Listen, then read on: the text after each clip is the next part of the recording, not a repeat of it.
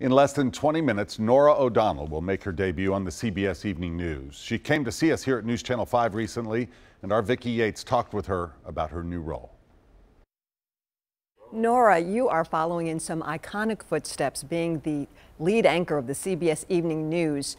What will you bring to it that hasn't been brought before? And I think the CBS Evening News is so revered to this day because it represents the gold standard of journalism as the most trusted broadcast in America, where you can get unbiased, factual reporting. And I think people are craving that more than ever, especially in this partisan environment. Where can we get the facts? Where can we get the information? Where we don't want to hear opinion, we want to make up our own opinion. He's done a fantastic job. You've mentioned that the 2020 election is the biggest of your lifetime. Why is that?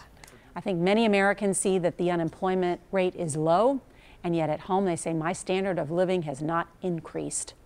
Unemployment is low, the economy is rolling. Why is it that my schools don't have working air conditioning or don't have clean water? Healthcare, the last president tried to address that with what is called Obamacare. Why is it that the insurance bills that we get are still difficult to understand? There are so many issues facing Americans that they want our government to wade in and fix, and Washington has been broken. And so the great thing about a democracy is that we each have a choice. Tune into the CBS Evening News. CBS made the choice to move Norah and the CBS Evening News studio from New York to Washington, D.C.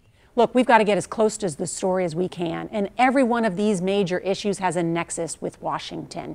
And we have a breakdown in trust. We have a breakdown in civility. I think we can help fix that as journalists who engage in respect and trust and tough questioning of those in power. And so Washington allows us to do that. You know, not all the news is made out of New York, right? True. Sure. Our local news is important, and covering those local members of Congress who are in Washington, I think, is critically important. Over the years, you've interviewed presidents, other heads of state, billionaires, but little birdie told me that you really want to interview Justin Timberlake. What's the story on that? It's true. I've interviewed presidents, princes, prime ministers, you name it. So, you know, when I've been asked, you know, who's the one big interview that you'd like to get, Justin Timberlake is one, because I think he's enormously talented, and I love musicians. So, and then one of the other people I'd like to interview is Kim Jong-un, you know, the leader of North Korea. I actually grew up in Seoul, South Korea.